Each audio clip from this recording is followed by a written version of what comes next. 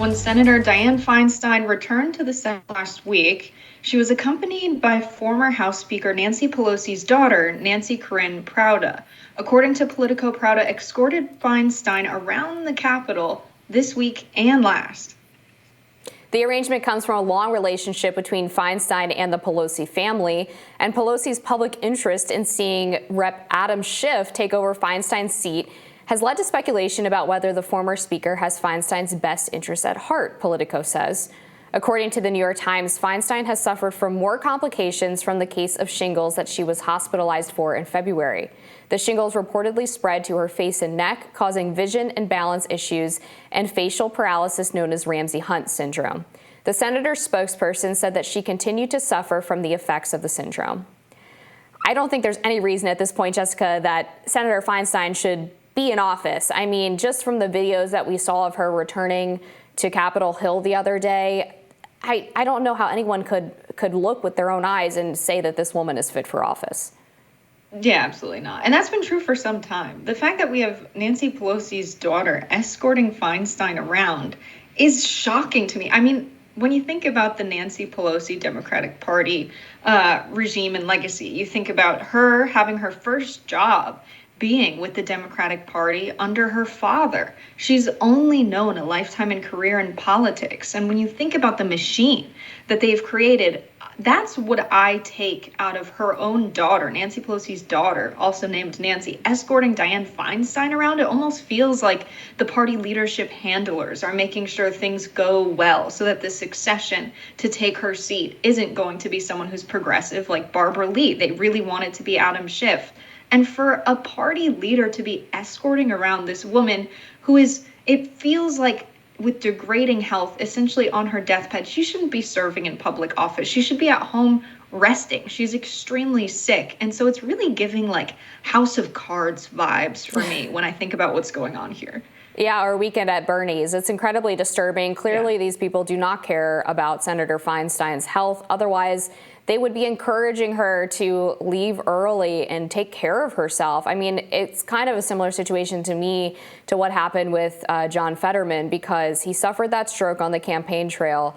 And instead of leaving the race and making sure that he was putting his health first, everyone around him was apparently pushing him to keep going, to the point where he ended up developing this really severe depression that ended him up in Walter Reed Hospital for a period of weeks or months. I mean, that's the type of thing that takes time and rest to recover from, and not trying to run a major Senate campaign in a swing state and then serve in the Senate afterwards. It's just mind-blowing to me how craven some of these political people can get because of their desire for power.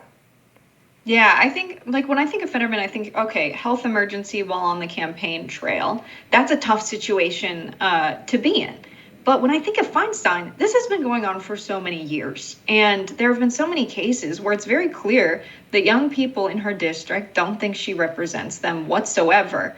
And again, you have folks forced, because of our political process, to always be running for office, always be running for re-election.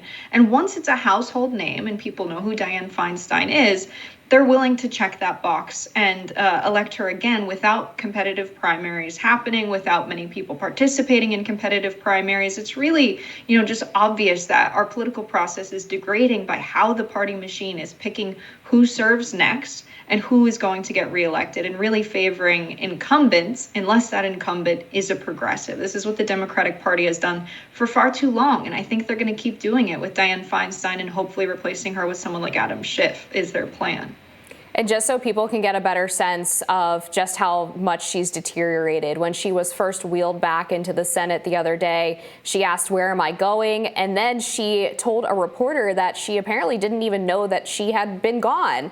A reporter asked, "How have they felt about you returning?" And she said, "No, I haven't been gone. You should follow the 'I haven't been gone, I've been working.'" They asked, "Do you mean working from home?" And she said, "No, I've been working from here." I mean, come on, that is outrageous. Yeah, I think at the bare minimum, people who are serving us in public office should know where they are and where they've been.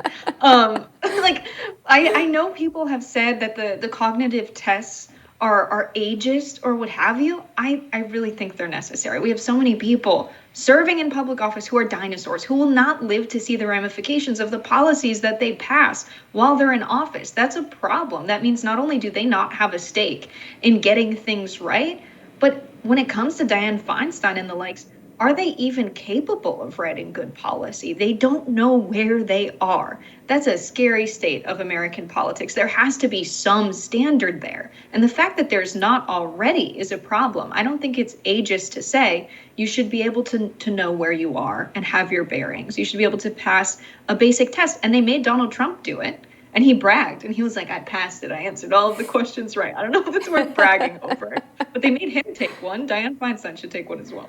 It kind of seems like the bare minimum, doesn't it? And in any other job, if you were in any other industry, knowing where you are tends to be a pretty simple job requirement. And I kind of resent the fact that during the 2020 presidential campaign, the media, especially the corporate media, really dismissed questions about Biden's cognitive deficiencies. He basically campaigned from his basement. I did an article at the time breaking down exactly how many hours he was working per week on the campaign trail. And it was something like 25 to 30 hours, which is not even a full work week for most people. So the idea that he was somehow going to ramp it up in the White House didn't seem likely. And sure enough, on most days, he calls a press lid at 3 or 4 p.m. He is basically in Wilmington or Rehoboth every weekend. And then he's somehow running for re-election. I mean, from your perspective, Jessica, I feel like I'd want to get Biden out of there in the hopes of trying to get somebody more progressive in, or at least somebody younger.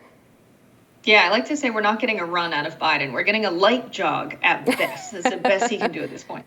But in 2020, even on the campaign trail, when I was in Iowa, which is where the campaigning started for Biden, you had Bernie, who was being criticized so much for being old.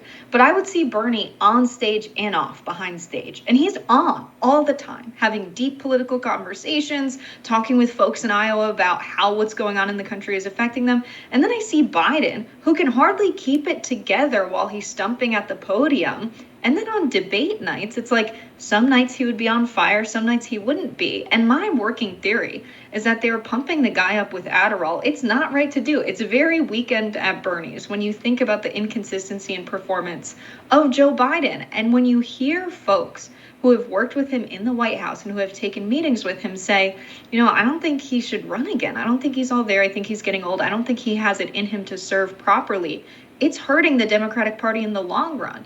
Even if you're a member of the establishment and you care only about the Democratic Party and establishment candidates winning, this is still a bad strategy. And it just goes to show that Democratic Party consultants are disconnected from the public and don't understand what people want to see happen in our country. And they're going to destroy the party and really make way for a third party as a result. Your comment about Bernie reminded me of when Elizabeth Warren showed up to a campaign rally and she basically sprinted on stage to show how spry she was. Absolutely hilarious moment. We'll be back with more Rising right after this.